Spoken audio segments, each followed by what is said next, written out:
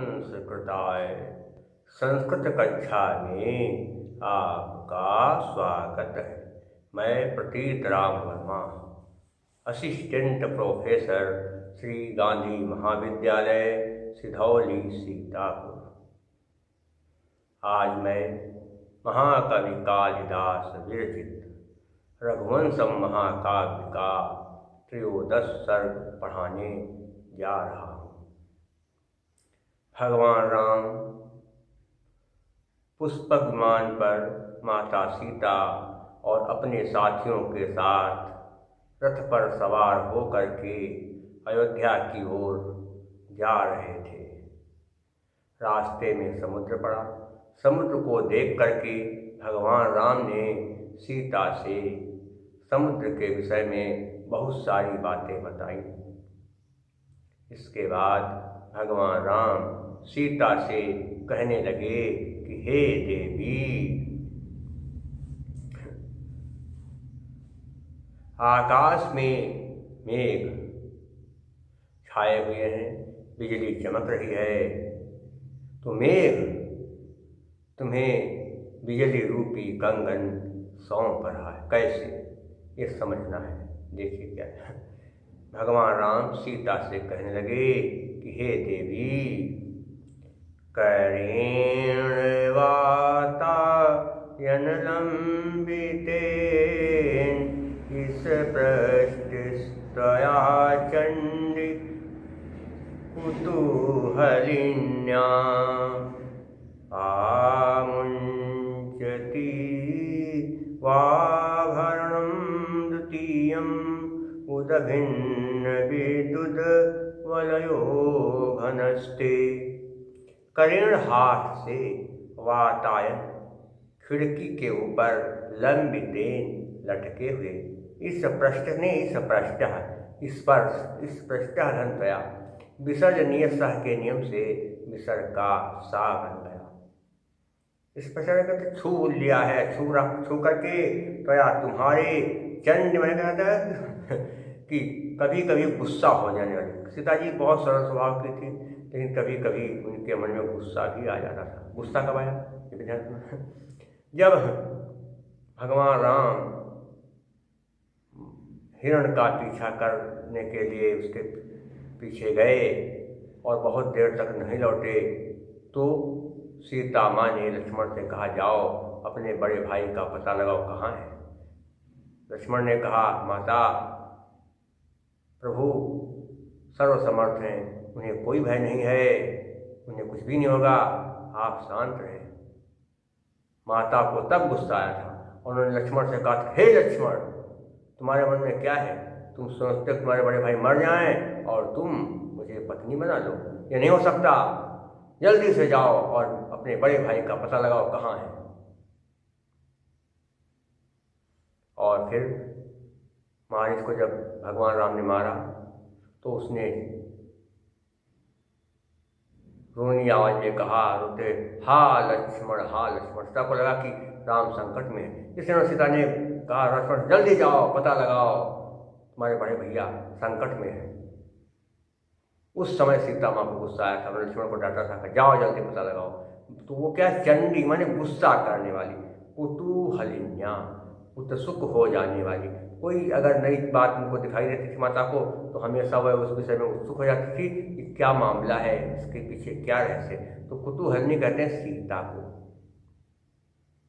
आमुंचति माने सौंप, आमुंचति नहीं, आमुंचति धन इव, आमुंचति धन इव बन गया आमुंचति।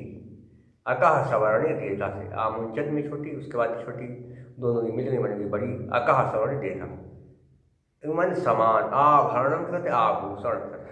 द्वितीयम दूसरा, उदभिन्न उदभिन्न विद्युत वलयो। उद्भिन्न मतलब प्रकट हुए। विद्युत वलय का बिजली रूपी। विद्युत क्या कहते, विद्युत नहीं, विद्युत ताकादा बना, कैसे झलाम जसो अंत्य से बन गया ताकादा। कई बार बता चुके हैं आपको। झलाम सुनते, झल वर्ग के आगे के 4 अक्षर, का खा गा घा चा छा जा झा, ये सब क्या है? झल। तो झलों के साथ किसी की शब्द हो तो झल अपने वर्ग के तीसरे वर्ण में बदल जाएगा। विद्युत ता है झल और उसके बाद वा है, ता की वास से संधि, इसलिए ता अपने वर्ग के तीसरे अक्षर ता में बदल गया, विद्युत बन गया। बिजली रूपी के तो कहते वलय में कहते कंगन, वलय नहीं वलय बनेगा, क्या कहते वलय धन घन, वलय धन घन, हस्या के नियम से विसर्ग कऊ बना, फिर आदुना से कऊ बन गया। घना धनते वही विसर्जनीय सा से विसर्ग का सा बना, जानते कैसे? यदि विसर्ग के बाद खर वर्ग का पहला दूसरा अक्षर आए तो संधि करने पर विसर्ग के स्थान पर सा बन जाता है। तो क्या बन गया? घना। घना माने बादल, ते माने तुम्हें, या क्या कहते मेघ, घना माने मेघ या और बादल, ते तुम्हें। हे चंडी अर्थात गुस्सा करने वाली, और हे बात बात पर उत्सुक हो जाती, कभी कभी गुस्सा करने वाली और कभी कभी उत्सुक हो जाने वाली देवी, तुम्हारा हाथ विमान की खिड़की पर लटका हुआ है, और विमान की खिड़की के पास तुम्हारा लटका हुआ है। तुम्हारे हाथों पर बिजली की चमक आकर बार बार पड़ रही है, इसलिए ऐसा लग रहा है कि मेघ तुम्हें दूसरा बिजली रूपी कंगन सौंप रहा है। एक कंगन तो तुम हाथ में पहने ही हो पहले से, तुम एक कंगन हाथ में पहले से पहनी हो, लेकिन ये मेघ तुम्हें बिजली रूपी दूसरा कंगन तुम्हें सौंप रहा है। पूरा समझिए एक बार करते गए। हे चंडी, हे कुतूहलिनी अर्थात उत्सुक हो जाने वाली देवी, तुम्हारा हाथ विमान की खिड़की पर लटका हुआ है। तुम्हारे हाथ पर बिजली की चमक पड़ रही है, इसलिए ऐसा लग रहा है मानो मेघ तुम्हें दूसरा बिजली का कंगन सौंप रहा है, समर्पित कर रहा है। ये हो गया। देखिए अब संधियाँ का तो हो गई, कहते आपको पता है कहते क्या कि समास कहाँ पर करते हैं कि वातायन लंबितेन, कहाँ पर लटका है हाथ? खिड़की पर।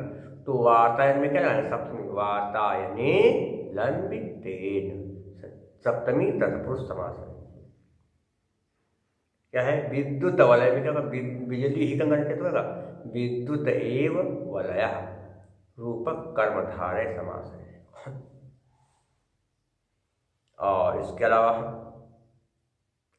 इसमें देखेंगे कि प्रत्यय कहाँ पर है? आभरण में ल्युट प्रत्यय, कौन सा? ल्युट। अनम शब्द यदि अंत में आ जाए तो कौन सा प्रत्यय हो जाएगा? ल्युट प्रत्यय हो जाएगा।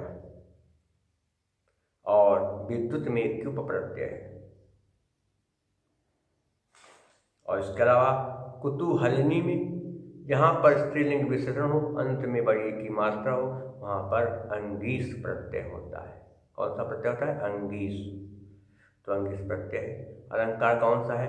उत्प्रेक्षा अलंकार है। मेघ मानो तुम्हें बिजली का दूसरा कंगन सौंप रहा है। कौन सा अलंकार हुआ? उत्प्रेक्षा अलंकार।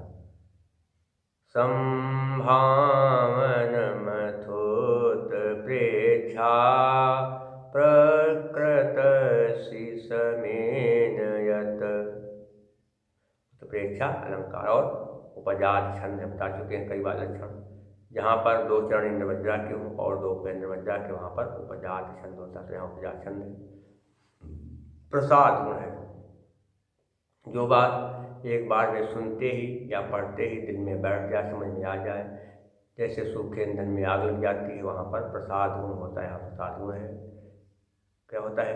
चित्तम व्यापनोति क्षिप्रम सुस्कंधेन मिवानलः सप्रसादः समस्तेषु रसेषु रचनासु चा।